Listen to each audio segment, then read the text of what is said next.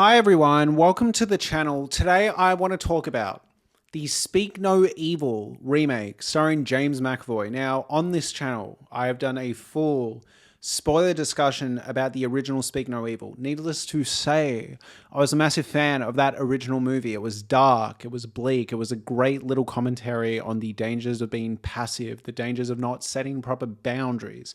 I don't want to get into any more than that without talking about spoilers. So, quick spoiler free review. Go see this new one, but also watch the old one. I think both are really interesting, really well done movies that tackle this subject matter in different ways. And I think both deserve to exist. I was really worried about this remake given how much I love the original, but I'm pleasantly surprised to say that this new one is still dark. It is still gritty. It's not as dark, it's not as gritty, but both are excellent. This new one specifically is held up by an incredible performance from James McAvoy. Like, genuinely, like, his top three, he is fantastic. So if you liked the trailer for this new one, go see it, but definitely watch the original, because even if you've seen this new one, it doesn't ruin the original. There are interesting twists and turns in both. If you love the original, I actually think this new one is interesting because it goes in a different direction, and it's interesting to see how it plays out. Both are really good. Both do different things, but both also tackle similar subject matter. They are both essential watches, in my opinion. I can't talk about these movies anymore without getting into spoilers. I'm going to do a spoiler discussion for both of these movies, a comparison. Let's get right into it. Spoiler discussion.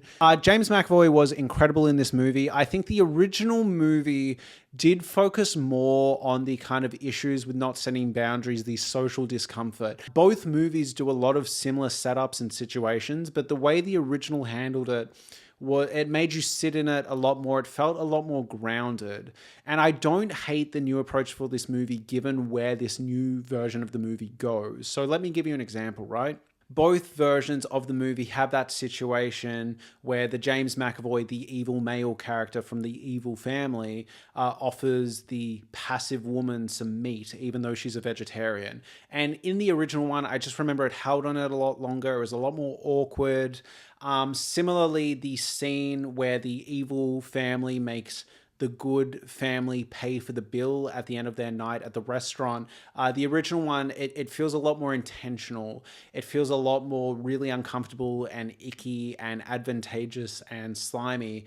And another example, right, is when they get the babysitter. In the original, you sit in that discomfort a lot more, and do I say something? Do I say I'm uncomfortable with my kids staying with a male babysitter? Or I don't know. Whereas in the new one, it's a lot more quick and a lot more dry, but I don't think this is to the new film's detriment. I think this new film is a lot funnier and a lot more like snappy, and that's to get to this kind of final act where the family actually starts to push back. I think there's a lot of really interesting stuff they are doing with James McAvoy's character here. And James McAvoy's character is a lot more sort of antagonistic, and he seems to like the challenge that Mackenzie Davis's character gives him, the wife of the good couple, the victim family. They actually directly reference this in a few moments. James McAvoy says to the passive husband of this film, like, I enjoy the hunt more than the actual reward. Like, I enjoy the kind of chase and pursuit, which is obviously in reference to hunting, but also like an analogy for how he pursues his victims and these families. But also later on, the owner of the bar or the restaurant or whatever shows up and literally says to him, why do you always play with your food? Like, why do you always get carried away? You can like pick these people off really quickly and easily. Like, what is it with you? In the original film, the victim family was a lot more passive. Like, both the husband and the wife were really kind of pushover and shells of what you should be. And they didn't provide much challenge or obstacle to the evil family. Whereas in this one, Mackenzie Davis really makes a few comments that unsettle James McAvoy in a really interesting way. And it's one of the key changes that I really like. Mackenzie Davis, the victim wife, is really kind of like seeing him for who he is early on. She's making a lot of comments that really unsettle him. And you can tell that James McAvoy's character is really thrown by this. And initially he likes the challenge, but then when the camera holds on him, you can tell he's actually really unsettled that she wins some of these encounters. And and there's a lot more tension between them. There's almost bickering. It feels like a couple that's at each other's throat, and the victim husband is actually the one to try and diffuse this tension that he can see coming up between his wife and James McAvoy's character. I also think this film takes a different kind of angle in terms of the emasculation and the kind of gender roles of the movie. I think it does a really kind of interesting thing. So in the original, right, the victim husband opens up to the villain of the piece and talks to him about the fact that he doesn't like who he is. He doesn't like his life. He doesn't like how he's become this guy that just drops his daughter off at school, plays squash once a week. It is very much sort of what you hear before a man has an affair and kind of blows up his family. And in a weird way, that original film feels like a metaphor for having an affair, for annihilating a family. But instead of it being an affair, a sexual affair, it's instead kind of letting your family get murdered and abducted and put in harm's way by the fact that you're not passionate enough to kind of do anything about it and save them.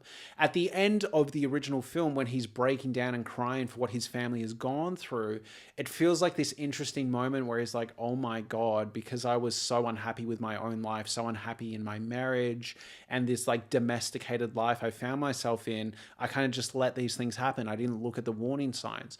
You know, in the original film, it's not exactly that Bjorn wants his family to be killed and wants his family to be picked off, but it almost feels like for a while he's indifferent and he's just so broken and emotionally hollow that he just can't get it together. Him and his wife both don't really do a great job as parents. Whereas in this new one, they actually do put up a fight. Now, Scott McNeary is incredibly kind of emasculated and intimidated by the situation he finds himself in, but he does try. You know, he walks around in the latter chunk of the movie with a hammer, and he does intend to kind of like put up a big fight. He's just not as strong and as empowered as Mackenzie Davis, his wife. His wife really is the one that is putting up a good fight and going up against James McAvoy and his family. And I think it's really interesting. It's not in this like girl boss sort of way. Instead, it feels like an interesting examination of like who steps up to the plate in times of trial and tribulation. And I think it's interesting too, because in this new one, they actually add an affair subplot. Mackenzie Davis has had an emotional affair with a parent from school, and Scott McNeary is in this really uncomfortable position in his family where he feels kind of like the woman in the situation. I feel like that's what it was sort of getting at in this movie. He's the one at the end of the movie that has the breakdown and says, I can't do this. Oh my God, I'm so scared. And Mackenzie Davis, the wife, is the one that says, basically, get your shit together. We are getting our kid out of this situation. Super, super interesting stuff. And I know maybe some of what I'm saying sounds a bit generalizing, but I think both films kind of deconstruct the role of parents, the role of the husband, the role of the wife in family units, and protecting your household in a really interesting way. In that original film, it feels like the victim family just completely fail in terms of their duties of being a parent. You get how they get to that situation, and I did still have empathy for them, but they completely failed. Whereas in this new one, you get a better sense that they are kind of have their guards up and ready to get out when things really hit the fan. And yes, the main husband is weaker than Mackenzie Davis and isn't as strong, but I didn't think that was as frustrating as other critics have kind of highlighted. So yeah, to summarize, in that original version, it felt like Bjorn didn't really care about his family going into the movie and kind of wanted a new life for himself. And then finally at the end of the movie, when his wife and kid are essentially getting taken away from him and about to be killed and abducted and murdered, he has this moment of like, oh my God, even though I wasn't happy with my life, like I completely failed you guys. You did not deserve this. Whereas in this new film, I do think the husband actually cares about his family. I think the wife cares about her family, and I don't think the marriage is working due to the emotional affair. I think what Mackenzie Davis actually says when she gives them that moment of honesty and says, you know what, when we get back, I don't think we're going to stay together. I think that's it. I think she was being earnest there. It's one of the most interesting moments of this new film is when James McAvoy is pushing the victim family to say something honest before they escape, before they leave. And Mackenzie Davis says, yeah, we're going to separate when we get home. You can read it one of two ways. You can probably sit there and go, you know what, maybe she's just saying this because she wants to just give him something to escape. I disagree. I disagree wholeheartedly. I think in this version of the story, you can tell that they are not united. They are not happy as a couple. Whereas in that original version, they are completely emotionally broken and fragile and just weak people. But at the end of the movie, when they start sobbing and begging for their lives and embracing, it feels like they are a united couple, as awful as that is. But again, in this new one, I got the sense that at the end of the movie, they are not going to get back together. They are not going to stay together. It's a really interesting ending, and I especially did not expect it from Blumhouse, such a mainstream Hollywood studio, to go with this sort of feel. I felt like when Mackenzie Davis was saying, yeah, we're not getting through this, like we're done, I took her at her word. I completely believed her. And the reason I say that is because at the end of the movie, when they're driving off with the kid that they've rescued, their own kid, into the distance, they don't really embrace. They don't hold hands. You know, they don't look at each other like, oh my God, this week from hell that we've just been through has brought us closer. It actually feels like, if anything, it reaffirmed the fact that their relationship is over. Hear me out on this. All right. Interestingly enough, in the original one, I thought that somehow they became united when their daughter got abducted from them and they were about to be stoned to death. Whereas in this new one, no, I felt like they were about to break up. I felt like after the credits play, they're done. You know, I don't know what they're going to do with this new kid. And the reason I say that is because I felt like at the end of the movie, Scott McNeary's character, the husband's character, failed a pivotal test. And I think that test was killing James McAvoy's character. So he is given an ample opportunity to kill James McAvoy. And I know that on some level, James McAvoy wants him to kill him, right? He wants him to become toxic. He wants him to be this embodiment of toxic masculinity. But hot take, in my opinion, protecting your family is not toxic masculinity. At a certain point, you just have to have that dog in you, you know? And like Scott McNeary, I wasn't mad at him when he was having a breakdown. I wasn't mad at him when he was kind of limp wrist holding the hammer to go up against the villains of the piece. But when he chose to let James McAvoy just kind of like sit there on the floor and not confirm the kill, I was like, dude, are you serious? Like, how many chances? Like you can't even justify this as like, oh, if I hit him and I fail, we don't know what he's going to do. Like, he's weak. He's on the floor. Why give him a chance to get up and stab you from the back? I've seen a lot of reviews on YouTube say that they hated the husband the whole time because he was completely useless. I thought he was at least trying. I thought Mackenzie Davis was clearly stronger, clearly more emotionally powerful and ready to take this family on. But I felt like he did care about his family, but I could not get past him not, you know, putting James McAvoy out of his misery and taking him out. It really felt strange to me. I was like, dude, you cannot risk him getting back up. Like, look at everything you've been through. On top of that, he's literally highlighted to you that he's going to take your daughter as like a young bride. You know, that's another fucked up thing that this movie explores. They actually, and it's darker than the original film, is the idea that James McAvoy's character is definitely a child creep. He's definitely a PDF file. Like, he's not right in the head and he wants to take their daughter. It's fucked, right? And Scott McNeary lets him go. And I know they set that up earlier in the movie when he's hunting the fox and chooses not to kill the fox. And that's admirable. That is admirable. I'm not saying go hunt animals, but James McAvoy just tried to kill all of you and take your daughter as like a potential like sex slave. And you're just going to sit there and be like, oh, okay, well, I hope he bleeds out. No. And the reason this is reaffirmed is because then the victim kid, right? The German kid, I believe, with the tongue cut, bashes James McAvoy to death. And I think the wife, after seeing that, would just be in the car being like, okay, I really cannot rely on my husband to step up to the plate ever.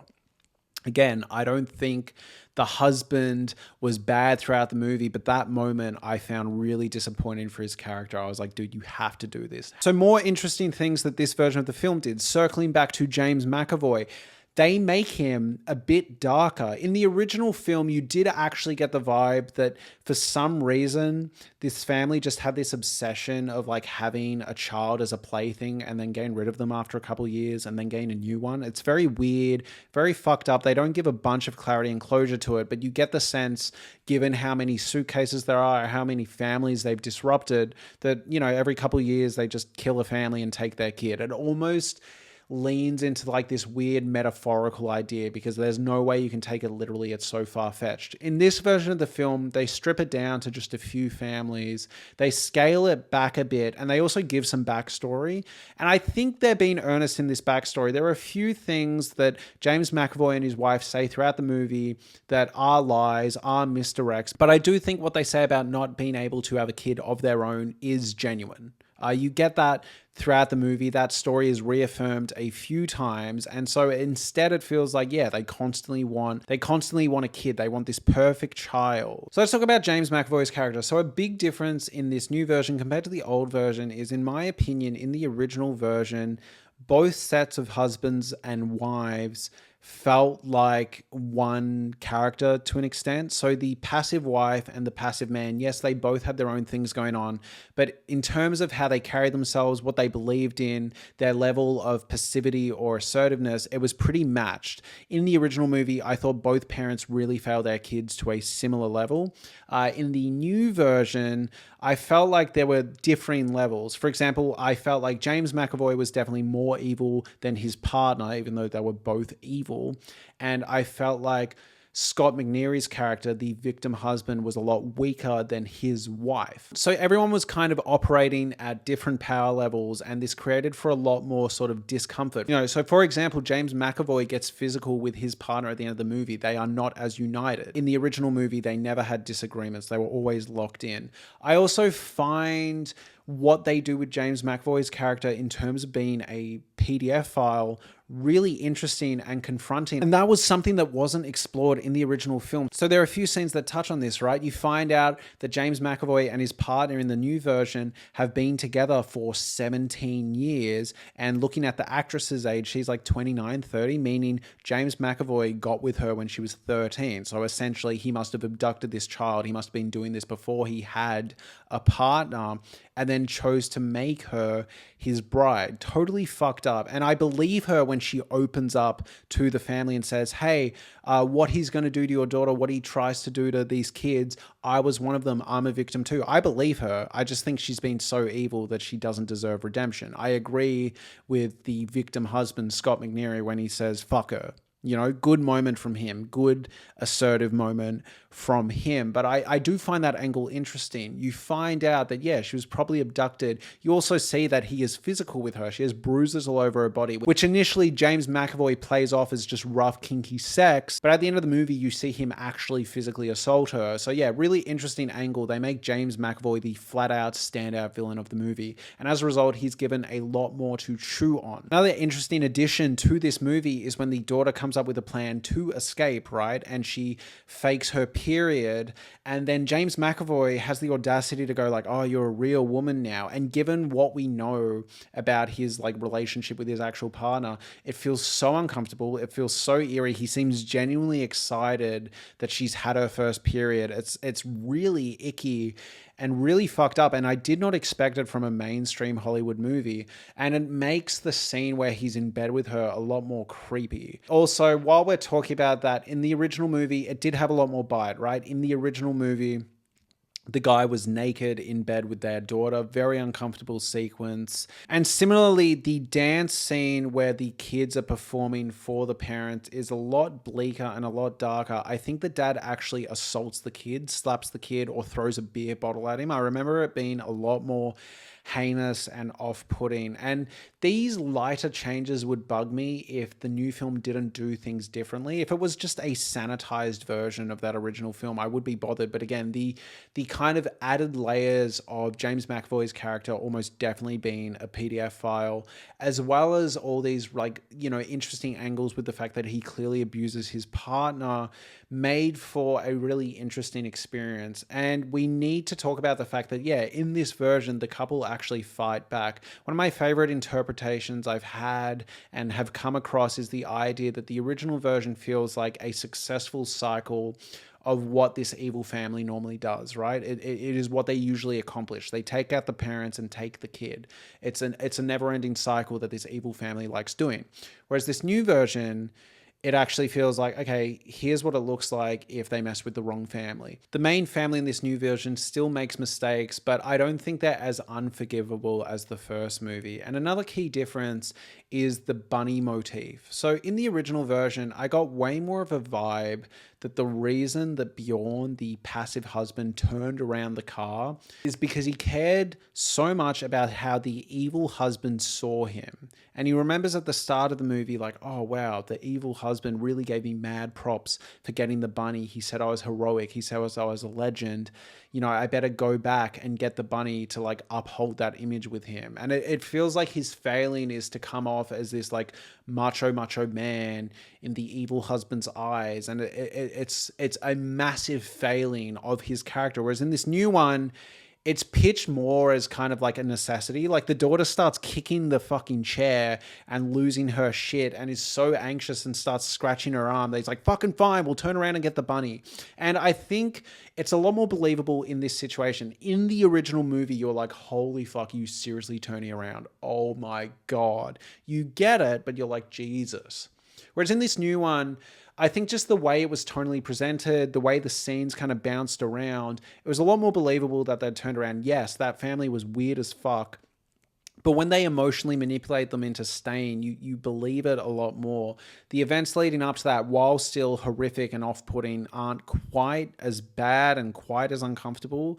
And so, yeah, it's more of a straightforward thriller. To be honest, that's not like a complaint about the first movie, though. I actually am pretty proud of the interpretation that the reason he turns around in the original to get the bunny isn't because of any concern with his daughter, but it's instead like, oh, he saw me as a hero and I want to be that alpha man and get the bunny again. Like I kind of always really liked that idea. I thought it was really like thematically rich. I think it's a lot more believable too, because in the original one, right, the evil husband would say something and then not give them an out. So for example, when he says, I'm not a doctor, he doesn't then go, nah, just kidding. Of course I'm a bloody doctor.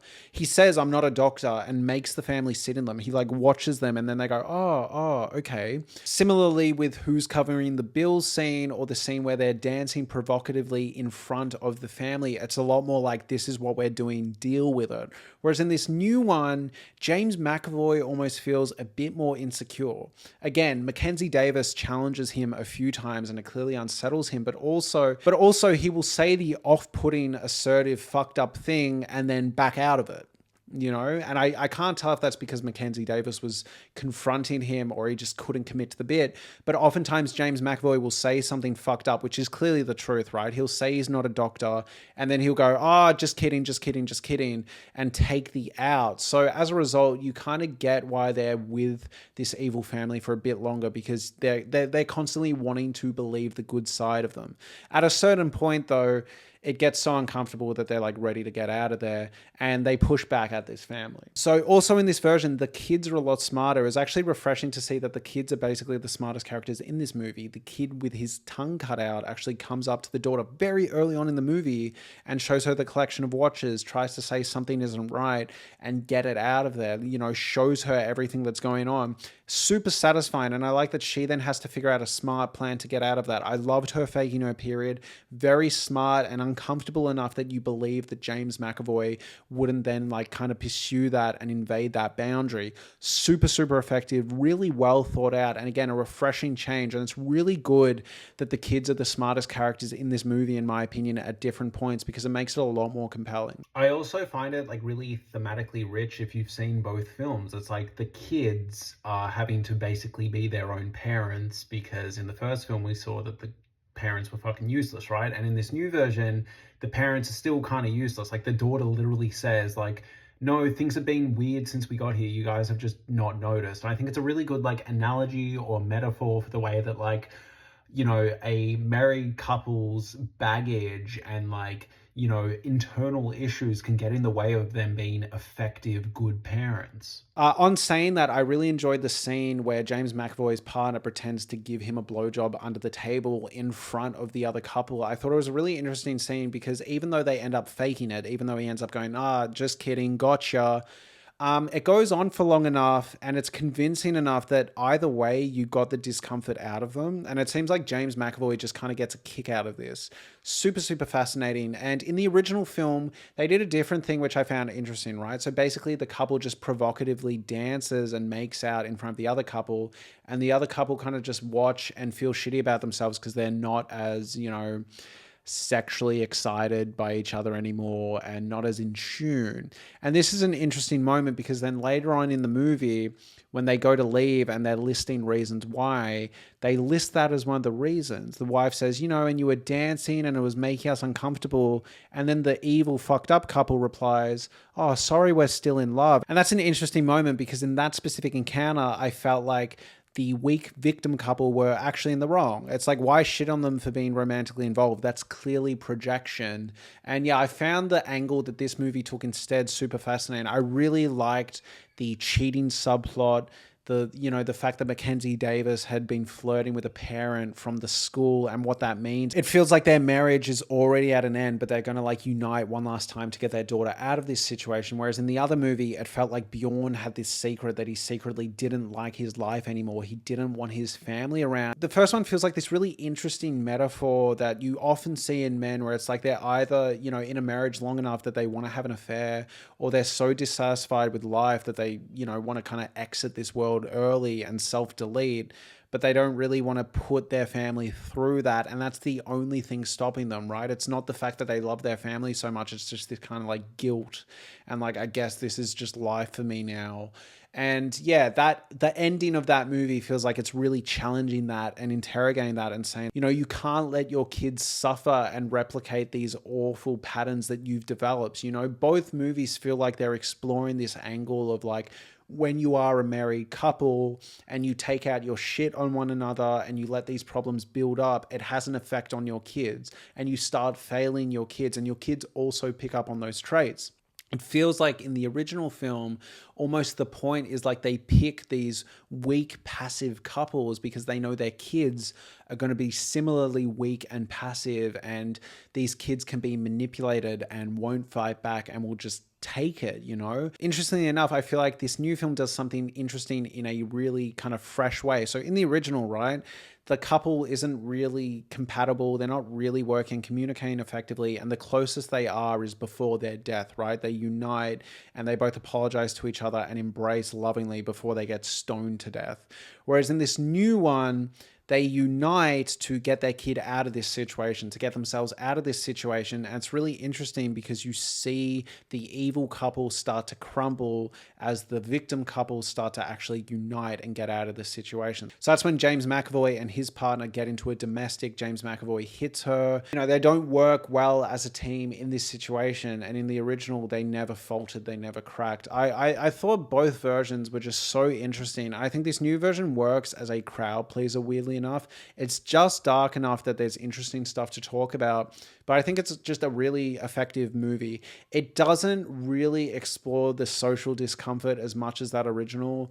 I felt more connected to the emasculation angle. I found the monologue Bjorn has in the car about how he doesn't like his life actually really tragic and earth-shattering. And the more I rewatch that movie, the more it feels like this just tragic revelation. But with the original, it feels like it's a lot more interested in dealing with those like awful dynamics where it's like, oh, I'll cover the bill. Oh, you really shouldn't have slept in the same bed as my daughter. That was really uncomfortable. Like, I didn't really like that, but okay. Whereas in this new one, these scenes move at a brisker pace, but that is in service of a more straightforward thriller with an incredible performance from James McAvoy. Yeah, I really liked both of these films. I think this new one works logistically a lot better. I remember with the original one, as much as I love it, I did sort of start seeing they were going, really? They've never been investigated for any of these murders. Also, what's the motive? Like, it was a bit, you had to kind of suspend your disbelief